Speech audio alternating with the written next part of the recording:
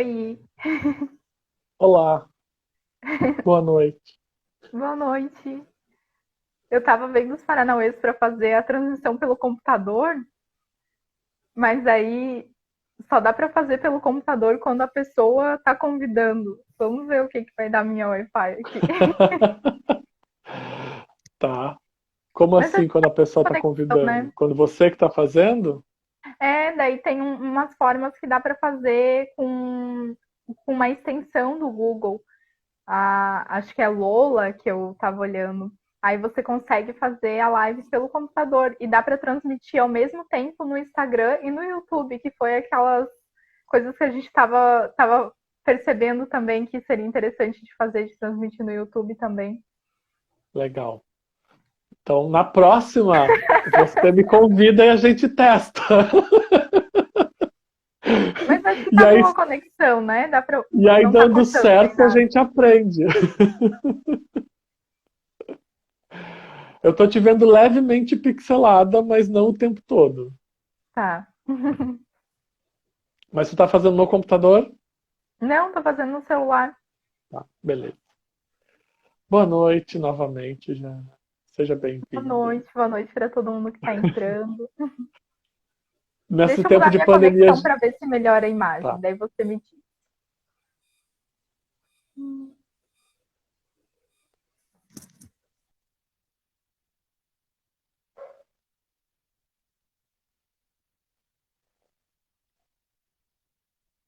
Quem estiver entrando agora, sejam bem-vindas, bem-vindos, bem-vindes.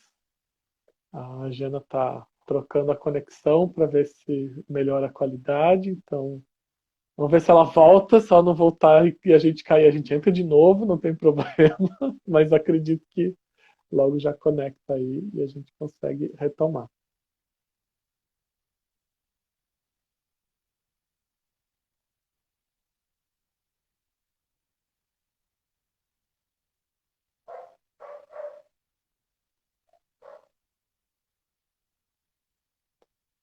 Para quem não viu as mensagens de antes, a gente hoje vai falar de novo sobre o complexo de heroína, que a Jana e eu fizemos uma outra live que infelizmente não ficou gravada.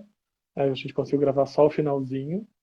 E aí as pessoas têm pedido bastante para a gente retomar essa temática. A gente mudou a heroína da vez, mas ainda vamos retomar um pouquinho da Mulher Maravilha também. E vamos conseguir falar novamente sobre essa questão que não tem um fim, né, mas que a gente pode sempre conversar cada vez mais sobre,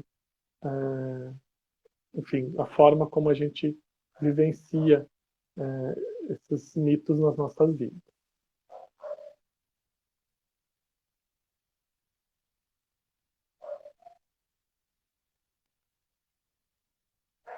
A gente está com algum probleminha aqui, que a Jana solicitou, eu aceitei, mas não entrou.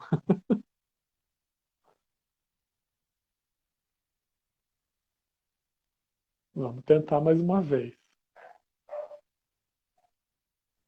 Fui mudar a conexão e caí. Acontece. Boa noite de novo. Boa noite.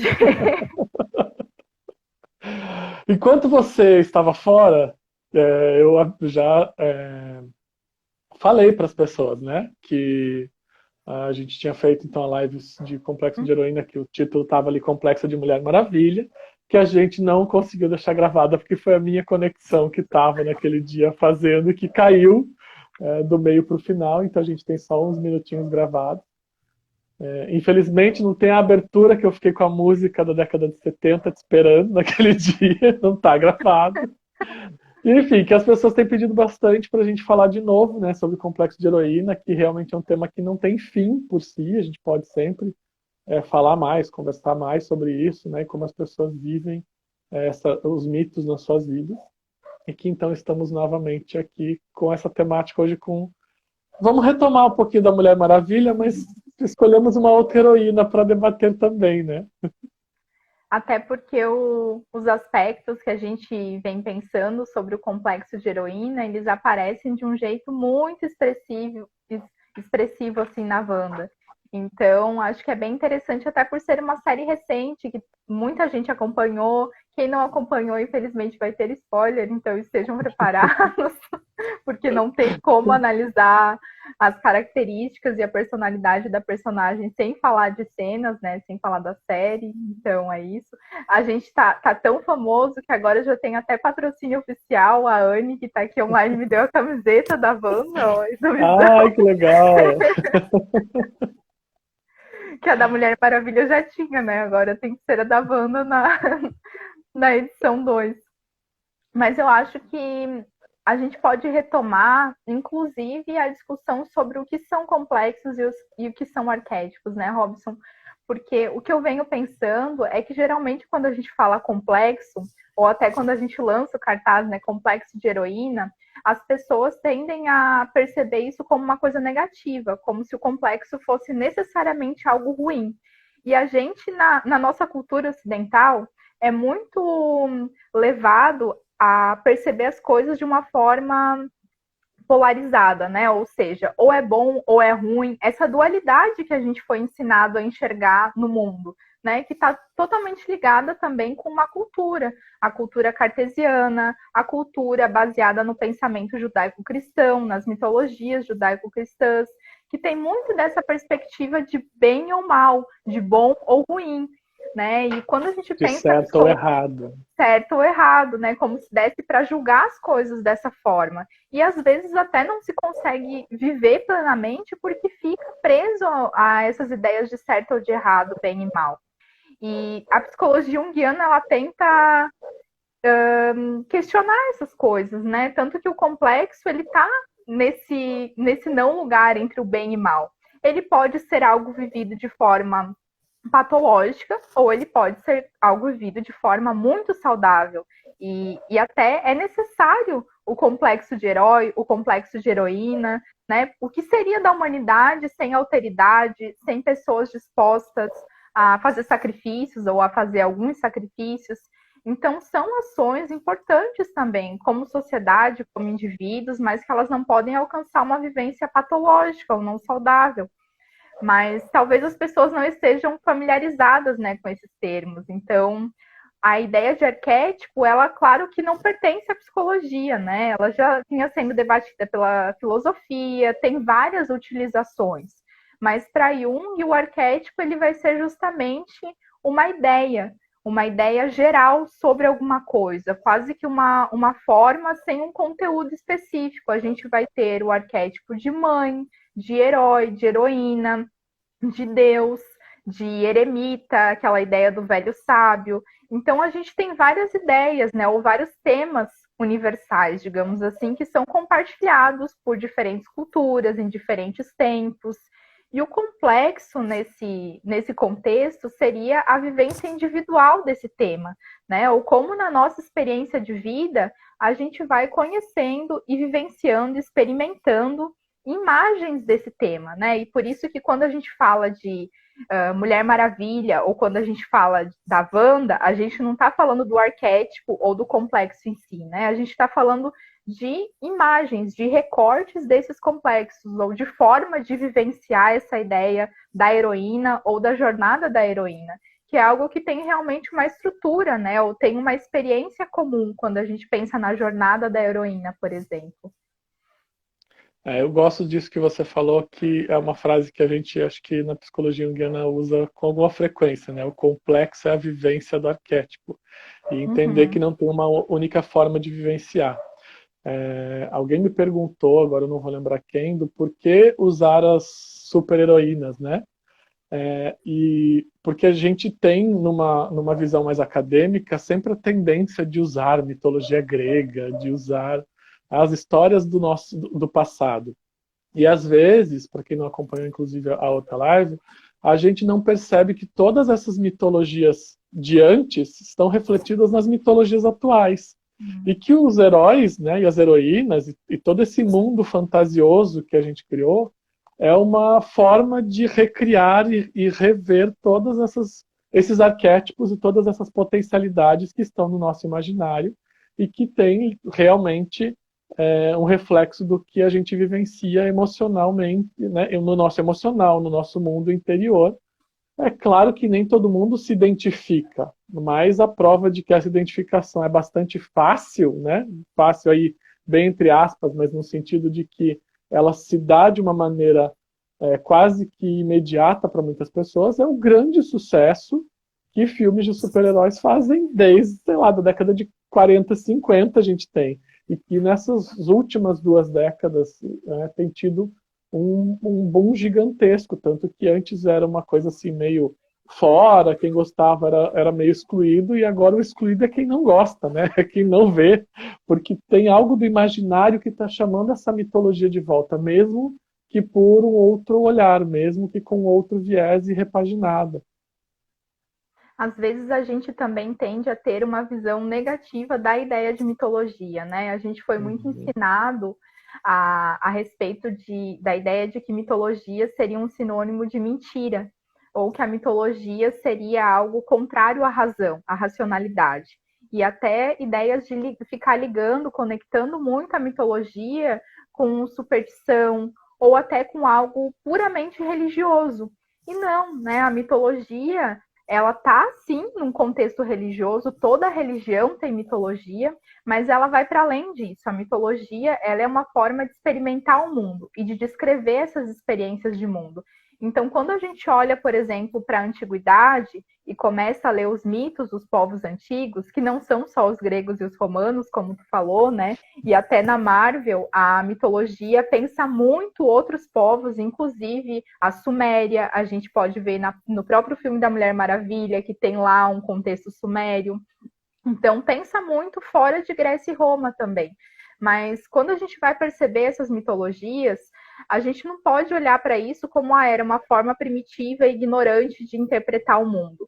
Porque não tinha a ver com uma explicação racional das coisas, tinha a ver com colocar ali experiências de vida, ritos de passagem, momentos importantes que a gente experimenta, seja de contato com a morte, seja de contatos com diversas formas de transformação que envolvem processos de morte, processos de luto, e que hoje a gente tem muita dificuldade para elaborar, porque a gente perdeu o contato com essas referências de compartilhar experiências humanas. Né? Ou a gente acha que perdeu, porque muita gente vai ver um filme, por exemplo, e não consegue identificar ali uma estrutura mitológica. E tem. Se a gente for pegar vários filmes de heroínas e também de heróis, eles seguem uma jornada com elementos muito comuns. Mas a gente não consegue, às vezes, vivenciar isso como experiência humana. A gente vê apenas como um filme, como algo banal. Né? E aí a gente também perde a possibilidade de elaborar coisas que acontecem na nossa vida. Né? E a série da Wanda traz um elemento muito importante, que é a elaboração do luto.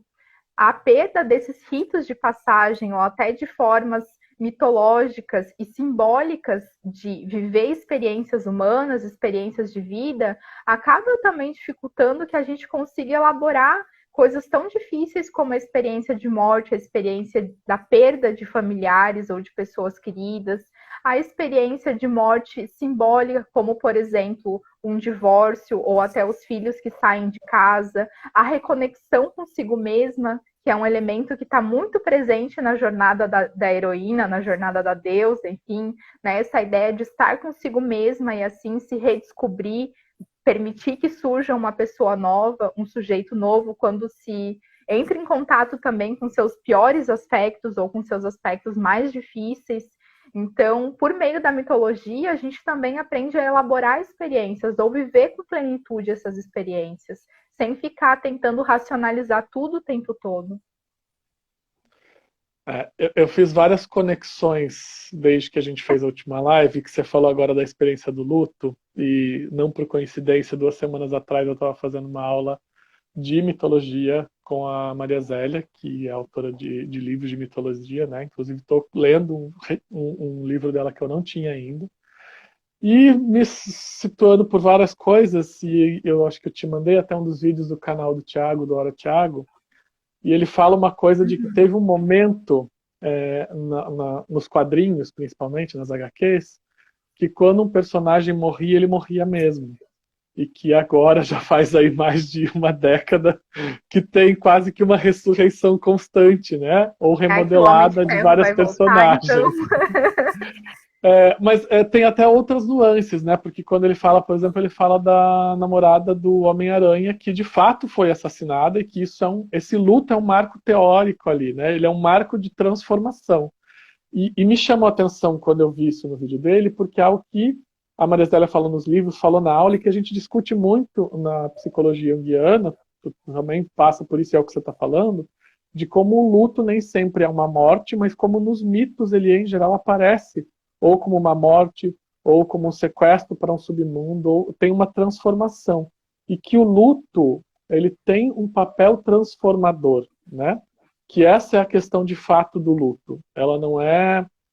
Toda forma de luto traz transformação. E se ele não trouxer transformação, aí vem um pesar, aí vem um quadro patológico. Tudo que eu não vivencio com o luto se transforma em algum sintoma. E isso na Mulher Maravilha aparece de uma certa forma, mas no WandaVision aparece poderosamente ali, né? Com toda a sua instância de se eu não me permito vivenciar esse luto, ou se eu não aceito o luto, ou se eu não entendo que preciso de uma transformação, que caminho eu faço com isso? Mas sabe o que, que eu penso, Robson? Que essa coisa do luto, ou até da ideia de morte, quando a gente toma consciência da morte, tanto da nossa morte quanto da morte do outro, essa ideia de perder um ser amado, é também se deparar com a vulnerabilidade. Né? Quando a gente toma essa consciência de que a gente vai morrer, que as pessoas que a gente ama também vão morrer, a gente está olhando diretamente para a cara da vulnerabilidade, da fragilidade humana. Né? E esse é um dos principais aspectos do complexo de heroína no sentido patológico, não conseguir lidar com a vulnerabilidade, não conseguir reconhecer a vulnerabilidade em si, tentar sempre lidar com tudo, com força, com poder, com agressividade, com raiva, e não conseguir se permitir ficar vulnerável. Né? E aí, quando a gente vê tanto na experiência ali da trajetória da Diana, né, da Mulher Maravilha, quanto da Wanda, qual que é uma das dificuldades, entre outras tantas, de lidar com a ideia de luto?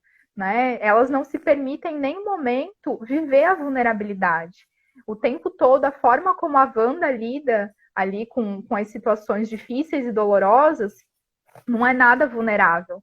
Né? É sempre tirando de si mesma para criar o que ela gostaria que existisse. E da mesma forma, a Mulher Maravilha, a Diana, né, no segundo filme dela, o que acontece? Ela acaba projetando uma imagem ou externalizando uma imagem que ela mesma cria, porque a todo momento a gente olha ali e consegue saber que não é o Steven, né? E ela acaba enxergando alguém que já morreu para também não lidar com essa vulnerabilidade.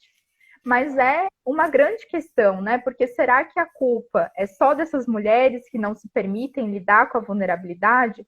Porque uma coisa que a gente comentou na outra live foi o quanto teve muita crítica a respeito da forma como a Diana apareceu no filme, vulnerável, jogada no chão, fraca e machucada. Né? Então, como as pessoas veem mulheres que se colocam em situações de vulnerabilidade ou que se permitem viver essa vulnerabilidade de forma mais intensa, né? Parece que na cultura onde a gente vive, aquele aspecto da mulher guerreira e que dá conta de tudo e que está correndo o tempo inteiro, que está batalhando o tempo inteiro, é muito romantizada, como se desse para ser assim o tempo todo. Né? Então, é um misto, tanto uma dificuldade interna de autoaceitação dessa vulnerabilidade, mas também um monte de cobrança exagerada a respeito desse perfil feminino na sociedade. Né? Eu fui para vários pensamentos, estava tentando pensar qual percebi. deles eu pego primeiro. É porque a gente falou muito dessa cobrança, né? Eu acho que esse é um dos pontos que até não ficou gravado, e que da Mulher Maravilha, pelo menos a minha impressão, é de que está mais presente do que na Wanda, porque tem uma nuance aí que a Wanda, a gente fala do luto na Wanda, mas onde ela literalmente cria uma barreira, né? Então, para não vivenciar o luto, para viver nessa ilusão, eu crio uma barreira que, no caso dela, não era nem... Ali é uma barreira concreta, onde as pessoas não podem entrar nem sair. Mas se a gente olha para o começo do filme da Mulher Maravilha, 1984, a Diana tem uma barreira. Ela não se aproxima das pessoas, ela não permite ninguém chegar perto. Ela tem uma vida onde ela trabalha e é a heroína, né, nesse sentido literal ali, de salvar alguma situação, mas ela não vive mais. Ela está numa neutralidade, quer dizer, ela sobrevive dentro dessa lógica onde ela é, de fato, a heroína. Mas a Diana, enquanto ser humano que vivencia relações, que tem amizades, que tem um relacionamento, ela morreu junto com o Steve, né? Ela está ali só sobrevivendo. E aí você fala dessa cobrança, que eu lembro até que a gente debateu o quanto a gente saiu de uma ideia de que a mulher é fraca, para onde ainda se vê um certo ponto da fragilidade, mas que para não ser fraca tem que ser forte o tempo todo. E o que é ser forte o tempo todo, além de ser ilusório, né? Então, é dar conta de trabalhar, é dar conta de passar tempo com os filhos e filhas, é literalmente estar 100% presente o tempo todo, que não existe, né? É uma coisa até que eu trabalho com bastante pacientes, né? E assim, de onde é que tirou essa ideia de que 100%? Bateria do celular não dura 100% por 5 minutos. A gente tem uma capacidade de fazer as coisas que essa ideia de que eu posso me dedicar 100% para uma coisa já é ilusória. Me dedicar 100% para tudo, quer dizer, eu tenho que ser perfeito em todas as instâncias para provar que eu sou bom o suficiente. Qual é o grau de cobrança emocional, qual é o grau de cobrança interna que isso gera? Que é um reflexo, sim, de uma cobrança social externa também, né? E que cria isso, como você falou, esse complexo de uma maneira negativa, onde eu não vivencio a qualidade da ser heroína, de poder ser uma boa mãe, uma boa trabalhadora, mas dentro de um limite, mas onde tem uma exigência da perfeição constante e onde eu nunca posso errar.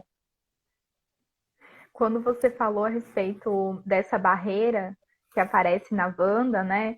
É algo que aparece ali de forma muito concreta, mas que às vezes a gente cria também de forma simbólica na vida, né? Essas barreiras de que o outro, de permitir que o outro conheça a tua vulnerabilidade, de permitir que o outro conheça os teus aspectos frágeis, né? E aí tem várias perguntas que a gente pode fazer em torno disso, do tipo, quem vai ajudar uma pessoa que não se permite ser ajudada? A Wanda o tempo todo ali ataca quem se aproxima tentando ajudar, afasta essas pessoas, né? Ou quem vai cuidar de uma pessoa que nunca se permite ser cuidada, quer cuidar o tempo inteiro, mas não se permite ser cuidada, não deixa que esse cuidado também recaia sobre si, né? Quem que vai conseguir ajudar uma pessoa que precisa controlar tudo o tempo todo e que não aceita que as coisas também sejam feitas das formas das outras pessoas, né? Mas tudo isso que tu estava falando, Robson, acho que tem muito a ver justamente com a vivência patológica do complexo de heroína, né? Essa semana eu estava falando com a minha orientadora de doutorado, né? A Aline, ela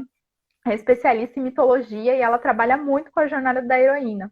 Aí, um tempo atrás, ela já tinha me mandado um livro justamente sobre a jornada da heroína. E ela me mandou essa semana uma frase muito significativa que eu pensei, eu vou ter que levar isso para a live. E acho que tem muito a ver com isso que tu falou.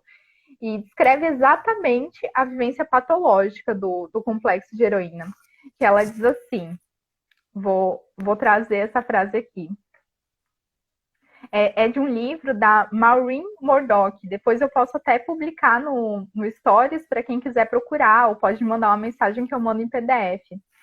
E ela ocupa-se implacavelmente à beira da exaustão. Ela esquece como dizer não. Tem que ser todas as coisas para todas as pessoas. Ignora sua própria necessidade de ser amada e cuidada. Ela está fora de controle. Sua relação com o masculino interno torna-se distorcida e tirânica. Ela nunca deixa descansar. Ela sente-se oprimida, mas não compreende a fonte de sua vitimização. Acho que traz muitos elementos sobre essa vivência patológica, né? Alguém que precisa estar em todo lugar, todo tempo, como você falou, de forma implacável, mas onde que isso vai chegar? Justamente na exaustão, né, naquele período em que tanto a Wanda quanto a Mulher Maravilha chegam de não conseguir mais nem levantar, porque estão cansadas, estão exaustas, porque não conseguiram dizer não o tempo todo, né, fizeram tudo o que era preciso, fizeram tudo o que é necessário à custa de sacrifícios gigantescos. E aí, quando a gente fala desse aspecto masculino, né, que a gente pensa na teoria indiana que a heroína se aproxima muito do aspecto masculino, a gente não está falando de sexo biológico, nem de identidade de gênero, a gente está falando de energias, né? De uma ideia de dualidade, de aspectos, de características. Esse aspecto do poder, do enfrentamento, da força, da guerra, né? E que também é muito feminino se a gente for pensar em gênero, pensando as deusas da guerra, por exemplo, né?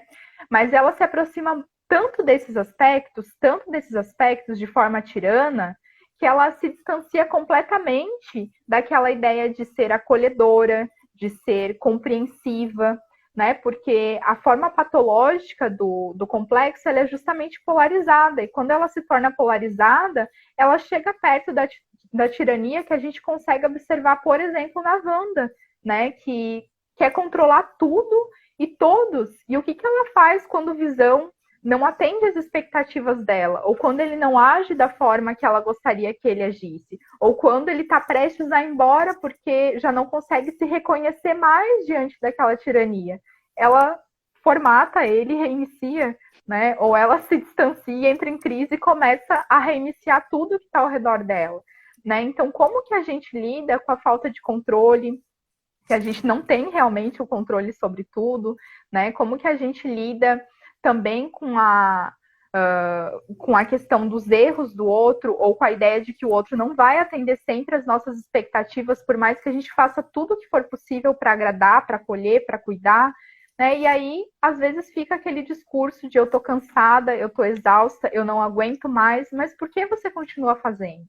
Né? E chega também um ponto em que a pessoa já se sacrificou tanto, tanto na vida, que ela já não está mais disposta a fazer nenhum sacrifício. Como também é o caso da Wanda e da Diana. Né? A Diana já sofreu tanto que chega um ponto em que é necessário fazer um sacrifício e ela não quer fazer, porque ela não aguenta mais perder tudo que é dela o tempo todo. E a Wanda também, né? Ela se torna tirana porque ela não aguenta mais perder tudo que é dela, perder tudo que ela ama, e ela não consegue fazer o sacrifício, então, de deixar o Visão e os filhos partirem para poder libertar a cidade, né? Ou para poder deixar de controlar a vida das pessoas. Então, acho que é interessante pensar esses aspectos da polaridade que leva a uma tirania também. Sim. A gente poderia entrar em várias nuances disso que você está falando, mas quando você fala do sacrifício, também me chama para uma questão que tu falou no começo de como as pessoas na nossa sociedade atual tendem a levar algumas palavras para o ponto negativo, Uhum. né? Ou o bom ou ruim. E sacrifício é uma das palavras que me chama bastante, que eu gosto de Eu lidar com amo ela, essa palavra. porque a gente também tem uma ideia de que sacrifício ou é algo sempre muito ruim para atingir um ponto que pode ou não ser bom, né? Depende da expectativa que você tem com aquilo. Mas a gente perde a nuance de que sacrifício vem de tornar sagrado, né? Quando eu faço sacrifício, tem a ver com me aproximar, e aí pensando que isso é em termos internos, emocionais, claro que para quem acredita em entidades também tem um ponto, mas mesmo que a gente não acredite em nenhum deus ou deusa ou em qualquer outro tipo de entidade, existe um sagrado que é interno, existe algo que é emocional. E tem um ponto do sacrifício que é onde eu me bloqueio, né? Quer dizer, eu entendo que tem um peso, eu entendo que tem algo que precisa ser deixado de lado, e esse deixar de lado, nesse sentido do sacrifício, é o que pode me tornar mais sagrado, me tornar melhor comigo mesmo. Mas tem um custo muito grande, porque envolve essa ideia e essa possibilidade de disposição de pagar ou não, né? Ou a necessidade de pagar. E aí tem a nuance do herói e da heroína, que é essa dificuldade, simbolicamente, não só na questão nos filmes, no filme e na série vem muito como eu preciso fazer um sacrifício pelo coletivo. A gente falou bastante disso da outra vez, de como é sempre em prol do outro, é sempre, nunca é em prol de si mesma. E a gente acaba falando da jornada da heroína porque isso é mais cobrado, a meu ver, né, se a gente pensar na nossa sociedade atual, das mulheres do que dos homens. E aí sim, num contexto de gênero e social, onde o que eu peço para os homens sacrificarem tem um peso, mas o que eu peço para as mulheres é essa disposição constante o tempo todo. Né? Como você falou das questões do masculino e feminino interno, que se a gente olha para a Mulher Maravilha, tem um momento que o Steve é só uma representação desse masculino interno da Diana, que ela está vivendo de uma forma que não está sendo propositiva para ela, que não traz flexibilidade. Né? É uma ideia de masculino que enrijece e que trava, inclusive, o feminino, não no sentido de estereótipo, né? Mas nesse sentido de o que é do meu afeto, o que é do meu acolhimento, eu não faço nem para mim. Como é que eu vou fazer para outras pessoas? Então, esse sacrifício pelos outros, ele tem, quando a gente fala em sacrifício, nessa ideia de tornar sagrado, é entender onde ele também me afeta, onde ele também me liberta. Porque se a gente fica nesse ciclo onde eu tenho a impressão de estar me sacrificando o tempo todo pelos outros, mas o sacrifício não é por mim, isso se esvazia dentro do meu emocional e me leva a maior exaustão ainda. É muito essa última frase, né, do texto que eu trouxe, que ela sente-se oprimida, mas não compreende a fonte de sua opressão, que às vezes é ela mesma em algum aspecto, né, das suas atitudes. Mas eu também gosto muito da palavra sacrifício, principalmente para pensar na terapia essa palavra. Como tu falou, né, sacrifício vem de sacro e ofício, que é um trabalho sagrado. E quando a gente pensa em escolhas, é necessário pensar em sacrifício. Ou quando a gente pensa em grandes decisões. Porque sempre que você faz uma escolha, você abdica de outra coisa. Ou sempre que você toma uma decisão para algo grande acontecer na tua vida, você está abdicando de muitas coisas ou transformando muitas coisas para que essa coisa nova venha acontecer, né? Para abrir espaço que o novo aconteça. E aí também tem a ver com o processo de morte, né? Também tem a ver com o processo de luto. Mas o sacrifício, como tu falou, não é algo necessariamente ruim, né? Ele não é bom nem ruim, mas o sacrifício ele é justamente esse trabalho sagrado ou algo muito importante que você vai oferecer. Isso aparece muito bem nos filmes da Marvel, né? E em histórias em quadrinho, mas também na mitologia, nos filmes da DC também. O sacrifício não é qualquer coisa que você vai entregar. É a coisa mais importante que você tem naquele momento. Né? É a família para a Wanda, é o Steven para a Diana, e a entrega dessa coisa importante vai te dar um dom, ou vai te dar um autoconhecimento muito grande, ou vai te levar numa jornada importante. Não é à toa que quando a Diana entrega o Steven, né, ela vai conseguir o poder necessário para vencer a batalha. Quando o Thanos entrega a Gamorra, que era quem ele mais amava, ele vai conseguir a joia da alma. Quando a Wanda aceita a partida do Visão e dos filhos, ela vai libertar a cidade e acabar com a tirania que ela vinha praticando. Então, a entrega desse algo importante traz também algo novo, muitíssimo importante. Mas a questão está justamente aí. Né? O sacrifício ele precisa ter um equilíbrio entre o sistema egocentrado e o sistema coletivo ou de alteridade. Eu não posso fazer uma série de sacrifícios constantes sempre pelo outro e abdicando de mim mesma ou até ignorando toda uma necessidade de autocuidado, como a gente falou ali, essa questão de não olhar para si, não ter mais um autocuidado, às vezes até básico, se dedicando sempre para o outro, sempre para o coletivo, sempre para a família, sempre para os amigos, e depois, por exemplo, querer cobrar que ninguém faz nada por mim, né? Se nem eu mesma faço. Então eu espero que o outro retribua uma coisa que eu faço, mas que nem eu mesma estou fazendo por mim.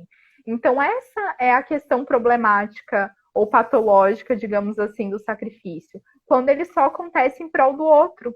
E o que é entregue é sempre eu mesma, né? O que é entregue é sempre o meu bem-estar, a minha felicidade. E é justamente como tu falou, que vai acabar levando à exaustão, porque ninguém aguenta fazer sempre pelo outro e nunca por si mesmo. Né? E o que está por trás disso, né? O que eu espero com isso? Qual é a intenção em fazer sempre pelo outro abdicando de mim ou me negligenciando? Então, acho que são pontos importantes para se pensar nessa experiência humana do sacrifício também. Né? O que eu estou esperando com isso e o que eu espero do outro que nem eu mesma estou fazendo por mim. tem uma imagem do filme da Mulher Maravilha 1984 que acho que é bem simbólica do que você está falando, que é quando ela está exausta, enfraquecida, e ela não quer permitir que o Steve a ajude no processo que ela está indo atrás, né? Existe uma coisa de querer ele de volta, mas quando ele está para ser parceiro, tem uma recusa inicial, né? Tem uma que simbolicamente envolve tanto essa recusa dela com esse lado interno, mas também com uma prática que, se a gente trazer para o consultório, entra muito nisso, né? De eu espero que o outro me ajude, ou que os outros me ajudem, ou que as outras pessoas me ajudem. Mas quando elas se aproximam para me ajudar, eu não permito, né? E aí na Wanda tenho literalmente jogo para fora da minha barreira. Então eu não comunico a necessidade, e mesmo quando alguém percebe, como isso mostra a minha fragilidade, eu não permito. Eu tenho que me mostrar forte o tempo todo. Então a gente vê isso num ciclo das pessoas viverem com bastante frequência, e volto para isso, a gente tem percebido isso muito mais fortemente na exigência sobre as mulheres no nosso universo atual terapêutico, né? Não que, volto a isso, não é que os homens não passem, mas a gente está falando inclusive do complexo de heroína, porque tem uma sobrecarga da mulher, porque quer que ela seja essa heroína, mas não quer que ela deixe outros aspectos, e a gente exige demais em todos os aspectos, porque a gente autoriza ainda nos dias de hoje que o homem saia para fazer uma viagem de trabalho, por exemplo, e ninguém se preocupa com quem estão os filhos, porque os filhos estão com as mulheres, no caso, né, dessas relações heterossexuais com filhos. Mas quando a mulher viaja, tem sempre toda uma logística, uma preocupação, como se esse homem não fosse capaz de dar conta desses filhos, ou como se essa mulher não pudesse passar um tempo longe dos filhos porque é deixar de ser uma mãe adequada. Então, tem uma nuance dessa exigência que, se a gente olhar para isso, é o que você disse, está sempre entregando algo, tem uma dificuldade por conta disso de receber ajuda, inclusive de solicitar ajuda, e aí eu gosto de pensar, né, enquanto você foi falando isso, nem tinha me vindo antes, me veio agora, enquanto você falava, de quando eu estou numa relação, né, claro que isso talvez evidencie mais nas relações amorosas, mas em qualquer relação, o quanto de mim eu estou dando e qual é o poder que eu deixo de lado, qual é o poder que eu perco para manter o controle dessas relações. Que as duas, em situações distintas, né, mas essa semelhança de o preço é o meu poder pessoal para manter isso que eu estou imaginando que eu quero. Mas qual é o preço que você pensa?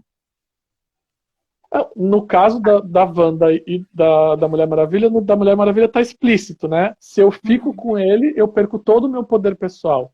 Mas se a gente olha para a Wanda, ela usa o poder para manter o controle e a ilusão. Mas, ao mesmo tempo, ela não pode, de fato, usar o poder dela para mais nada, além de manter a ilusão. E ela está o tempo todo se exaurindo e perdendo o seu poder também. Então, o preço de estar ali é literalmente deixar de ser a mulher mais poderosa do universo, né? Porque ela entra naquela bolha e ela deixa de vivenciar qualquer outra possibilidade além daquele mundo ilusório que ela criou. Mas o quanto isso também não tem a ver com sobrecarga, né? Porque Sim. uma coisa muito interessante que tu falou, que é sobre a questão da maternidade. E olha só que engraçado, né? O quanto é raro a gente ver uma heroína ou uma deusa guerreira mãe. A gente não encontra isso de forma muito comum. Se a gente for pegar as divindades femininas ligadas à guerra ou até aquelas ligadas à sexualidade, a gente vai perceber que elas não são divindades maternais ou divindades mães, né? Apesar de terem sim um aspecto materno, não no sentido de terem gerado filhos, mas no sentido protetivo, ou até de serem evocadas, né, quase que como uma mãe, mas elas não tiveram filhos, porque elas precisam ser mãe de todos, né? Então, como que elas vão ter filhos biológicos, digamos assim, ou filhos seus, se elas precisam o tempo inteiro salvar a humanidade toda? E a gente realmente não vê muitas heroínas tendo filhos, né? Passando por esse processo de ter filhos. E isso é bem inédito até na Wanda. Quando a gente pensa a Wanda, é algo inédito essa coisa de ter filhos, ainda filhos gêmeos, né? Apesar de serem uma parte de si mesma, que tem todo esse debate ali na série. Mas como fica muito simbólico essa experiência da maternidade, onde ela quer fechar os dois numa bolha para que eles fiquem protegidos de tudo e com ela para sempre, né? Então é quase que uma ideia como se ela pudesse poupar aqueles filhos de tudo de ruim que existe, mas ao mesmo tempo ela abdica completamente de quem ela é, porque ela não pode mais ser a heroína que salva a humanidade ou que está disposta a atender às causas coletivas, porque agora ela precisa atender às demandas dos filhos. E o que acontece nesse processo da série, né? Tem um momento ali em que ela fica de novo exausta, que ela não quer mais estar com as crianças, né? Que ela só quer colocar o pijaminha e comer pipoca na frente da TV. E é onde as crianças vão para casa lá da vizinha, né? E então tem todo esse contexto de uma hiper dedicação à maternidade e uma dedicação que é até um pouco tóxica, né, por achar que pode poupar os filhos de tudo e que leva eles até um amadurecimento repentino, né, onde eles amadurecem o tempo todo para tentar mostrar para ela que eles podem ter autonomia, que eles podem dar conta de fazer as coisas sozinhos, porque eles já são grandes o suficiente, mas que ao mesmo tempo faz com que ela pague esse preço, como estava falando, né, de abdicar de tudo que ela é, de abdicar de todo o poder que ela tem para virar algo resumido a figura materna de esposa, que fica muito explícito no primeiro episódio, né? Ela cozinhando, ela com o vestido, e que até parece bom no primeiro momento, né? Mas que não diz respeito a tudo que ela é, ou a todo o potencial que ela tem para ser. Não é um processo de individuação, como a gente chamaria na teoria junguiana, que é aquele processo de ser você mesmo com tudo que você é. Porque ali existe só um recorte pequeno dela, que ela vive de uma forma polarizada e não saudável. E qual que é a imagem que se passa para os filhos nessa situação?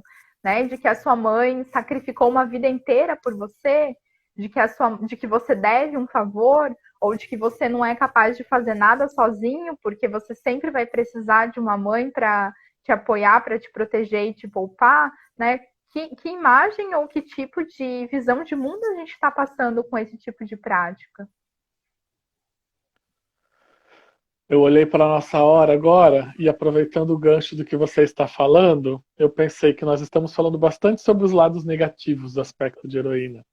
Então, aproveitando o gancho de que imagem a gente passa, será que a gente consegue debater quais são algumas das possibilidades de vivê-lo de maneira mais assertiva, né, para usar uma palavra mais conhecida, ou para que eu propicie de fato esse processo de individuação?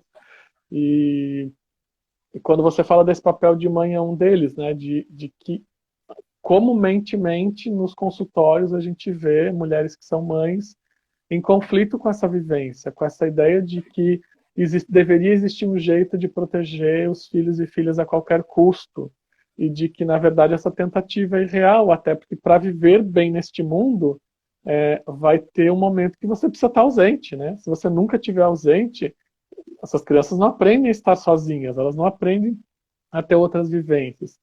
Então, eu digo até a gente pensar formas, porque não tem como a gente dar uma dica numa live para dizer para a pessoa viva esse complexo dessa maneira, né? Eu digo isso até para quem está nos assistindo e para quem for ver o vídeo gravado depois ter essa consciência de que existem muitas formas de vivenciar esses complexos, de vivenciar esses arquétipos, mas que quando a gente fala muito do negativo, porque é no negativo, no patológico, né? Negativo aí entre aspas, mas naquilo que me traz sofrimento, que eu consigo perceber onde está disfuncional. E de como é difícil a gente procurar achar esse equilíbrio, procurar esse equilíbrio, e de que é um dos motivadores para os processos terapêuticos, inclusive, né?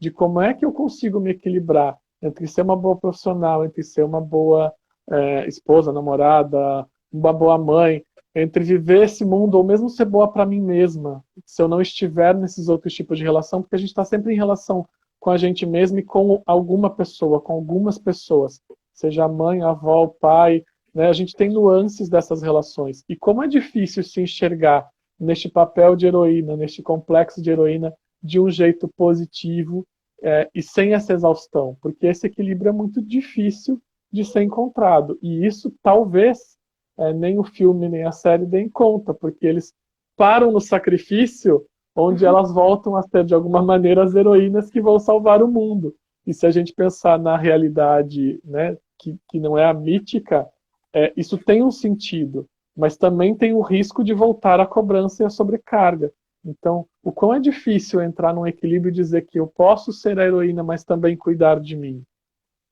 Ah, mas com certeza dá, porque senão eu não seria tão fã das heroínas e das deusas. Tem Claro. muitos aspectos positivos, né?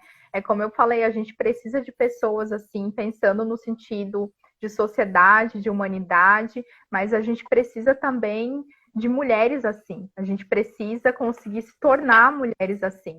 Porque vamos pensar a geração das nossas avós, das nossas bisavós, onde talvez haviam muito poucos elementos de experiência da jornada da heroína na vida dessas mulheres, né? Também é muito doloroso a gente pensar o aspecto polarizado da falta disso, pensar em mulheres completamente submissas, que não têm o controle da sua própria vida, que não conseguem tomar decisões, que tudo fica delegado ao masculino, seja para o esposo, seja para o pai, seja para o irmão, né? Essa coisa de não conseguir também tomar decisões assertivas, de não conseguir dizer não, de não conseguir enfrentar, de não conseguir também cuidar do outro ou ajudar quando é preciso, de não ter talvez uma perspectiva de alteridade, de empatia, de coletividade, né? Ou alguém completamente egocentrado que só olha para si o tempo inteiro, que acaba colocando as pessoas em situações difíceis ou ruins porque só olha para si, né? Então, a vivência do complexo de heroína é algo extremamente importante na nossa experiência de vida,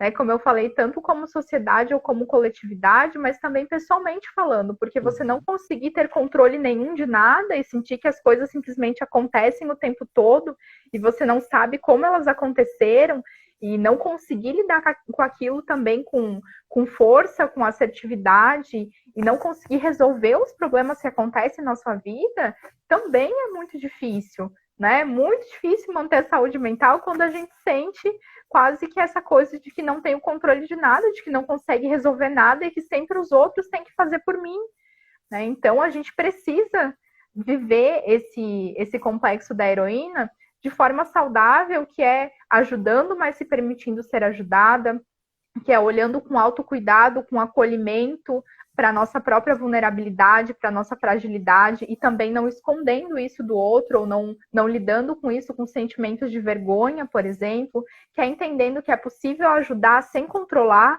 e que talvez mesmo ajudando, o outro vai ter atitudes inesperadas, ou vai agir de forma diferente, vai precisar se responsabilizar pelas consequências das suas ações, né? Então, acho que todos essas reflexões meio que mediam, né, uma vivência positiva ou equilibrada do complexo de heroína.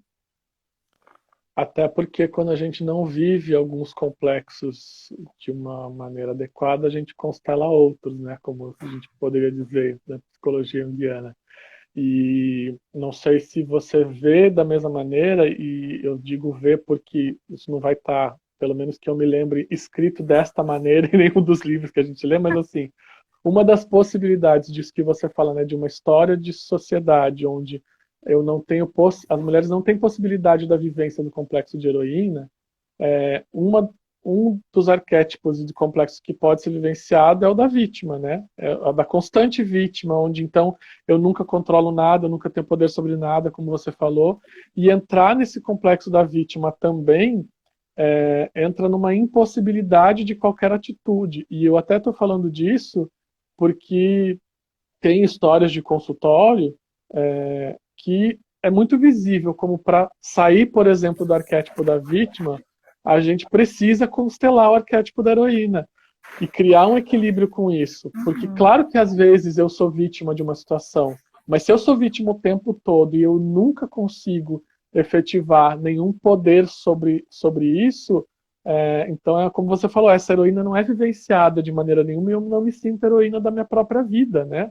Então, por isso, foi bom que eu te instiguei, eu gosto da forma como você fala disso, que é como é que a gente vive isso, então, de maneira adequada? É entender, como eu falei antes, né? Não tem uma regra, não tem um único modo, mas tem uma autopercepção que precisa ser construída de será que isso que eu estou fazendo nesse momento é por mim? É pelo outro? É só por mim? Onde é que eu permito que alguém se aproxime? Onde eu permito que não?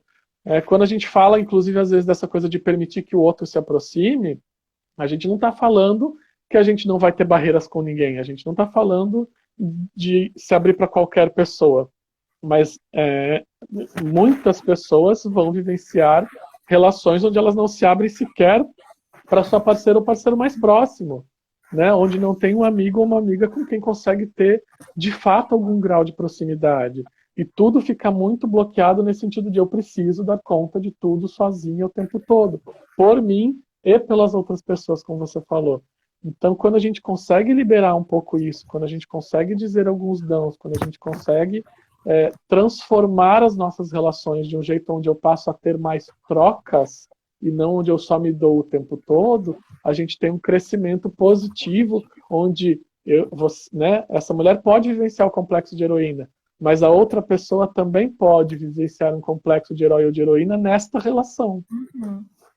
E fica muito evidente essa polarização, né, naquele aspecto que eu trouxe até da indisposição em fazer o sacrifício na hora que ele precisa ser feito, né? A própria Wanda e a própria Diana chegam na polaridade oposta, porque elas sacrificaram tanto, e elas salvaram tanto o tempo todo e abdicaram tanto de si, que chega uma hora em que elas só conseguem olhar para si e não conseguem mais olhar para o coletivo, não conseguem mais olhar para o externo, porque isso já saturou. Então, elas vão se tornar extremamente egocentradas e só vão olhar para suas próprias necessidades, né? Isso também é uma vivência da polarização. Mas para lidar com a polarização, é preciso também lidar com isso na relação, que é como tu acabou de trazer, né? Eu não consigo lidar, por exemplo, com o equilíbrio do aspecto da heroína, se na minha relação eu estou diante de alguém que o tempo todo demanda cuidado, mas que não consegue cuidar, que o tempo todo demanda ajuda para resolver os seus problemas, mas não consegue resolver sozinho, não consegue também ajudar quando o outro precisa.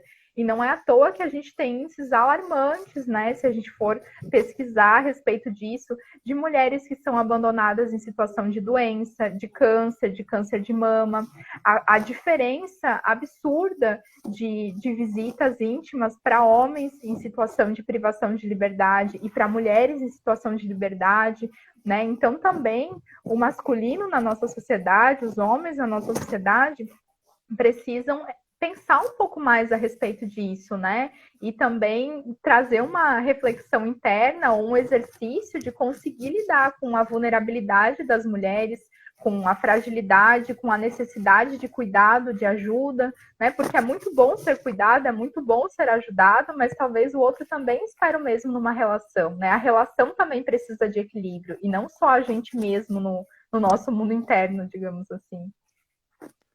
Até porque tem uma construção sobre o que é ajuda e cuidado na nossa sociedade que existe ainda no imaginário masculino a ideia de que cuidar é trazer dinheiro, de que cuidar, Prover, né?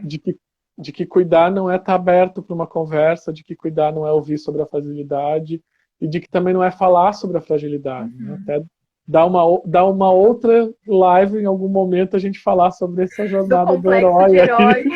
É a dificuldade também dos homens, às vezes, reconhecerem que tem uma fragilidade financeira, que não conseguem prover o tempo todo. Por que o papel tem que ser só de prover?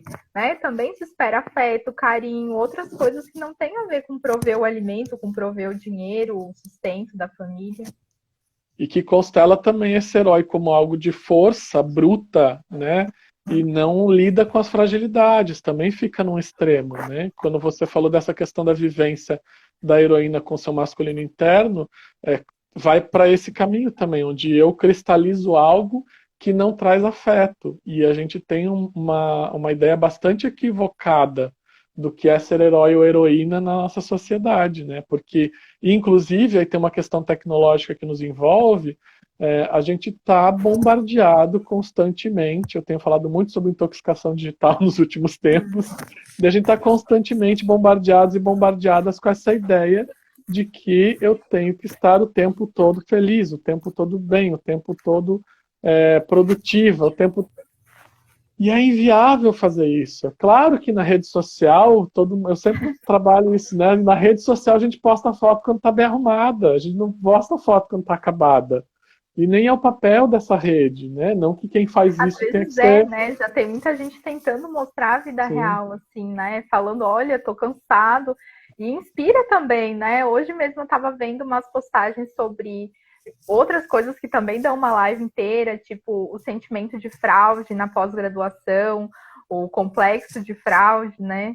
E de impostor, e o quanto isso é vivenciado também por pessoas que ficam alimentando ali essas ideias nas redes sociais, porque a gente se prepara, né? A gente não veio para essa live, por exemplo, sem saber nada do assunto, falar uma coisa aleatória que a gente nunca ouviu falar. Né? Mas as pessoas que veem isso, às vezes acabam se deparando com as suas próprias fragilidades, do tipo, poxa, então eu não sei nada, não entendo nada, né? E não é assim. Ouço muito falar sobre aquele canal Tempero Drag, né? Tem gente que acaba olhando para o canal e dizendo, poxa, então eu não sei nada, olha só como ela fala bem, mas ela se prepara para tudo. Claro que fala maravilhosamente bem, né? Mas ela estudou, ela se preparou. Então as coisas na rede social são muito montadas, né? São muito recortadas para não mostrar a vulnerabilidade, para não mostrar aquilo que não é esteticamente belo ou aceito. Então tá tudo dentro de um recorte. Sim, e quando a gente fala desse preparo, tem uma história, né? É até algo que a gente entra em alguns momentos de dizer assim, eu tô só dando uma opinião, beleza, mas eu tô dando uma opinião baseada em toda uma história de vida, em tudo que eu estudei na minha vida, em tudo que eu passei na minha vida. Uma opinião nunca é só uma opinião, né? Samuel de que odeia a Rita, é brincadeira, né? É brincadeira. O Samuel odeia a Rita justamente nesse sentido que você falou, de que às Mas vezes a gente escuta a Rita e parece. Tem até nos comentários dos vídeos dela, assim, dizendo, você fala tão bem, eu não consigo.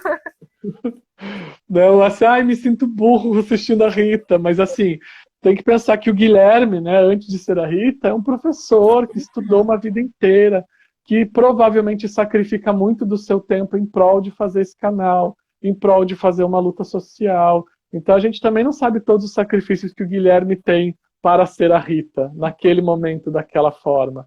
E que eu achei muito legal em momentos que eu vi ele como Guilherme dando entrevista, ou como Rita dando entrevista, falando também sobre esses sacrifícios, né? Sobre como tem momentos de depressão profunda, sobre como tem momentos em que precisou lutar com várias outras instâncias emocionais para fazer esse trabalho e que tem um sacrifício envolvido. Né? E a gente nem sempre está disposto ou disposta a olhar para o sacrifício e entender qual é a importância, tanto pessoal quanto coletiva. Porque também tem esse ponto, né? Quando a gente faz algo para o coletivo, e a gente consegue ter essa percepção, tem um grau de satisfação pessoal. E é justo que tenha, porque também tem uma cobrança sobre isso, de eu tenho que fazer de uma maneira que eu não espero nada. Mas assim, não ter expectativa é coisa de coach, gente. Na psicologia, nada que a gente faz, a gente não tem uma expectativa. Algum grau de expectativa a gente tem, senão a gente não faz. Por isso que eu disse, até levantei o questionamento, né? Eu faço tudo isso esperando o quê? Qual que é a minha expectativa com relação a isso? Porque também precisa ter cuidado a respeito do que você espera. Se eu espero que o outro faça exatamente igualzinho por mim, às vezes isso não vai acontecer, né? Às vezes a forma de gratidão que vem é um muito obrigada, ou é uma outra forma de demonstrar afeto, né? Às vezes eu sacrifico muito para, por exemplo, cuidar dos meus filhos e conseguir proteger, e a forma que eles têm de demonstrar afeto por mim é uma outra forma, que não é provendo cuidado, por exemplo, né? A gente tem N formas de demonstrar afeto, só que a gente também tem uma tendência de esperar que o outro retribua exatamente da forma que eu ofereço, e nem sempre isso acontece. A gente tem que conseguir entender as linguagens de sacrifício também, né? Porque a gente nunca sabe o que o outro está sacrificando para demonstrar aquilo que ele está demonstrando, ou para ser grato da forma como está sendo. Samuel, você tem direito de falar sobre o seu ódio à Rita ainda, se você quiser, tá? A gente não teve perguntas no debate? Acho que não, né? Hoje a gente teve uma circulação de algumas pessoas, teve algumas que ficaram aí, acho que do começo até agora. Inclusive o Instagram ainda não nos derrubou, que é praticamente um milagre, porque já estamos no limite do tempo. Mas nesse sentido mesmo, né, dos sacrifícios é sempre complexo, num sentido outro, daí, né, de complexidade mesmo, e de perceber naquele momento o que eu estou sacrificando, né? Se a gente falar em relacionamento, por exemplo, é essa percepção, quando eu falei do poder, do que eu estou deixando, qual é o meu poder pessoal que eu estou entregando para esse relacionamento. É bastante comum a gente trabalhar isso na terapia, da pessoa perceber que, olha, o que eu dou nesse relacionamento é tão grande para não receber nada em troca, e se é um relacionamento amoroso do dia a dia, fica difícil lidar com esse grau de sacrifício sem não ter nada em troca. Mas quando a Mas gente no está sacrifício eu falando... vou dar algo que é importante para mim. Eu não vou me dar inteira, né? Não tem sacrifício onde você se dá inteiro. Você dá algo que é importante, mas você não pode se anular em sacrifício. E quando você fala dessa questão do que tem de troca, se a gente pensar até nos mitos, quantas vezes o que eu sacrifico pelo coletivo ou sacrifico por alguém não vem em retorno naquela mesma pessoa, né? E tem essa coisa do script, quer dizer, eu vou para um encontro com o script pronto do que a outra pessoa vai me dizer, mas ela não vai ler o meu script mental, ela vai fazer do jeito dela, né? Então tem várias nuances disso que são mais complexas e não tem um jeito único de vivenciar isso. Então, se é para a gente deixar talvez um recado, claro que tu vai ainda falar sobre isso para fechar, mas de que é isso assim, perceber se o sacrifício que eu estou fazendo é um trabalho ou eu estou literalmente me dedicando por inteira sem conseguir sequer vivenciar o lado positivo disso que eu estou sacrificando, né?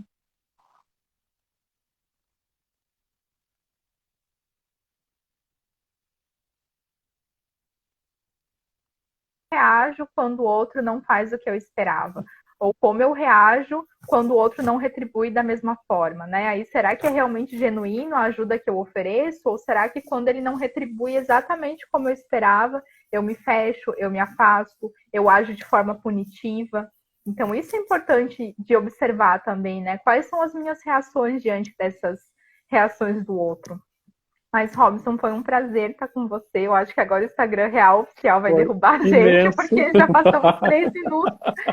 Foi um prazer grande estar contigo. Fiquei muito feliz de a gente poder fazer uma nova live sobre esse tema, em ter as pessoas aqui também acompanhando. E eu acho que só dessa discussão aqui já saíram umas 3 lives possíveis, no mínimo. E eu espero poder te reencontrar ainda muito aqui nesse espaço. E pessoalmente também, né? Em breve. Eu ia dizer, eu espero te rever aqui muitas vezes, mas espero que finalmente, depois aí de 2 anos ou mais, a gente possa se ver 2 anos. pessoalmente. Porque a gente se fala bastante, mas a gente se vê pouco nesse momento de pandemia, né? Que fez esse afastamento físico, mas que logo a gente resolve isso também. Obrigado de novo, Jane. Obrigado por todas as Obrigada. pessoas Salva que a live. passaram, que ficaram. E vamos torcer que dessa vez ela fique salva. Beijo. Beijão.